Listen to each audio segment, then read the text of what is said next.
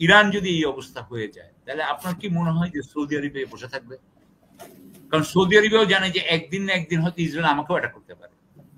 কথার কথা কি আমি সারা জীবন চাকর হয়ে থাকবো? কোনো না কোনো দেশ তখন পৃথিবীতে আমি মনে করি যে আণবিক শক্তি মানে আরো বেশি হবে।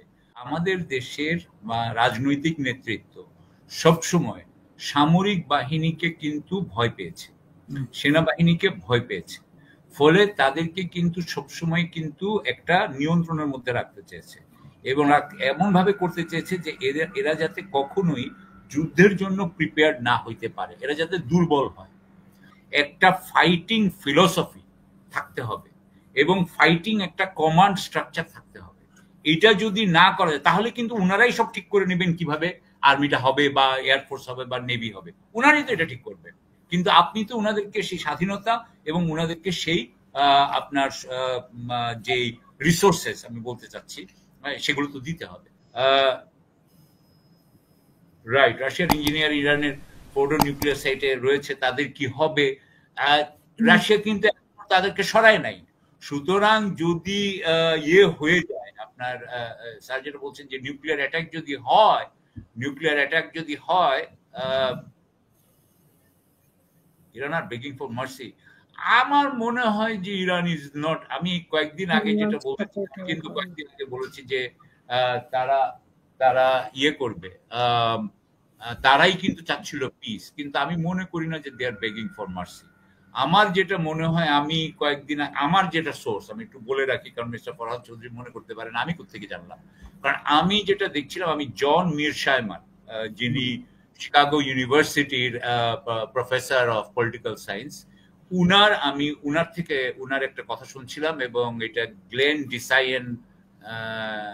ডেসিয়ান বোধহয় উনার নাম। উনি একটা নর্থ স্ক্যান্ডিনেভিয়ান একটা দেশ, সুইডেন অথবা নরওয়ে ইউনিভার্সিটির প্রফেসর। উনার একটা পডকাস্ট আছে, সেখানে আমি শুনছিলাম জন মিরশাইমারের। সেখান থেকে আমি পাচ্ছিলাম, কারণ জন মিরশাইমার কিন্তু ওয়াশিংটনের খবর জানবে।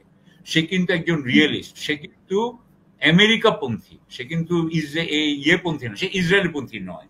তার একটা বই আছে ইসরায়েলের বিরুদ্ধে, ইসরায়েলের বিরুদ্ধে না, ইসরায়েল যেভাবে কন্ট্রোল করে আমেরিকাকে সেটার উপরে তার বই আছে। একমাত্র তিনি প্রথম তিনি বই লিখেছেন। এখন সুতরাং আমি ওই হিসাবে উনার থেকে বলতে চাই যে আমার মনে হয় যে যুক্তরাষ্ট্র এতটা সোজা হবে না। তো যাই হোক, আমি শেষ করি যে আমি মনে করি যে যদি এটা হয় আপনার, আপনি যেটা বলছেন, এবং এখানে একটা জিনিস রাখতে হবে যে যুদ্ধ যদি আমেরিকা যদি জয়েন করে, তবে আমরা যেটা হবে, এটা আরেকটা যেটা হবে, সেটা হচ্ছে কি যে এরপরে কিন্তু অন্যান্য দেশ, আপনি জানেন কি জানেন না, ইরানের মতো দেশ সে কিন্তু আপনার ইজিলি নর্থ কোরিয়ার থেকে নিতে পারত নিউক্লিয়ার ওয়েপন্স এবং নিউক্লিয়ার মিসাইল সহ, কিন্তু সে কিন্তু এটা নেয় নাই। এবং তাদের এটা কিন্তু নেয় নাই। কিন্তু সাপোজ যদি ধরেন আজকে ইরান যদি এই অবস্থা হয়ে যায়, তাহলে আপনার কি মনে হয় যে সৌদি আরবে বসে থাকবে? কারণ সৌদি আরবেও জানে যে একদিন না একদিন হয়তো ইসরায়েল আমাকেও অ্যাটাক করতে পারে। কথার কথা কি আমি সারা জীবন চাকর হয়ে থাকবো? কোনো না কোনো দেশ তখন পৃথিবীতে আমি মনে করি যে আণবিক শক্তি মানে আরো বেশি হবে। ওকে, অলরাইট, আমাদের দর্শকরা খুব ভালো জানেন পুতিন 600 বাড়াচ্ছে।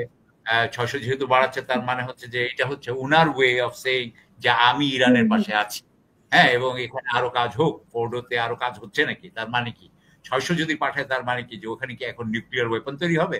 উনার কি এখন তিনগুণ জোরে উনারা কাজ করবেন? যাই হোক, সেগুলো ইন্টারেস্টিং এটার মানে হইতে পারে অর্থ যে আর্মির ব্যাপারে, সামরিক বাহিনীর ব্যাপারে আমরা কি লেসন নিব।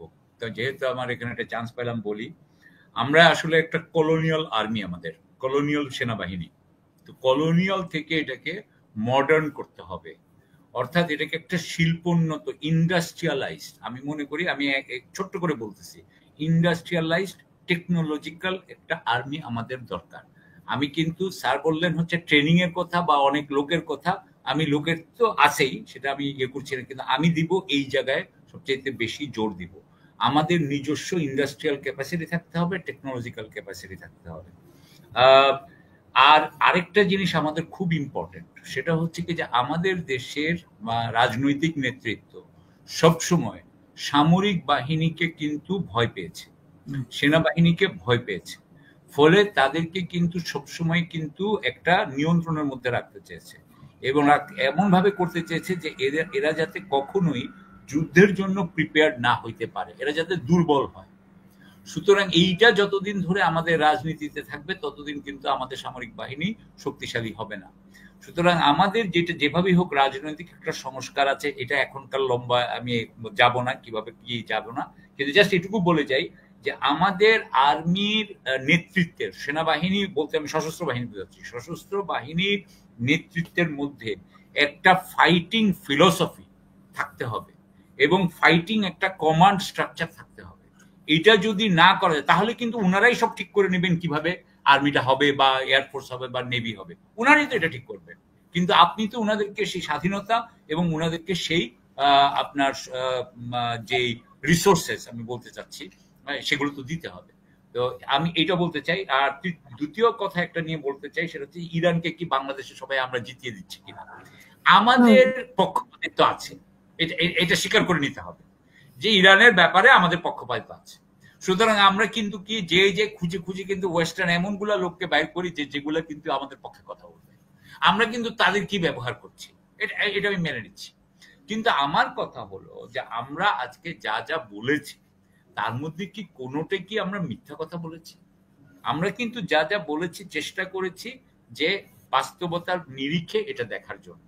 হ্যাঁ, আমি মনে করি যে আমাদের কাছে খুব একটা গোপন ইনফরমেশন নাই, কিন্তু আমার মনে হয় না যে আমরা কোনো মিথ্যার আশ্রয় নিয়েছি। সুতরাং সেই হিসেবে আমি বলবো যে আমাদের ইন্টারপ্রিটেশনটা কি বায়াস? ইয়েস। এটা কি একদম ফিকটিশিয়াস? নো। এটা কি ইনঅ্যাকিউরেট? না, অ্যাকিউরেট অন্যরা বুঝবে। কিন্তু আমার মনে হয় আমরা স্যারের কথা, স্যার তো অবশ্যই, আমি জাস্ট আমার মনে করি যে স্যার এবং আমরা দুজনই চেষ্টা করেছি রেশনালি এবং যতটুকু পেরেছি প্রমাণ দিয়ে আমাদের কথা বলা। প্রমাণ ছাড়া আমরা কথা বলি নাই। এটুকু বলে শেষ করতে চাই। ধন্যবাদ।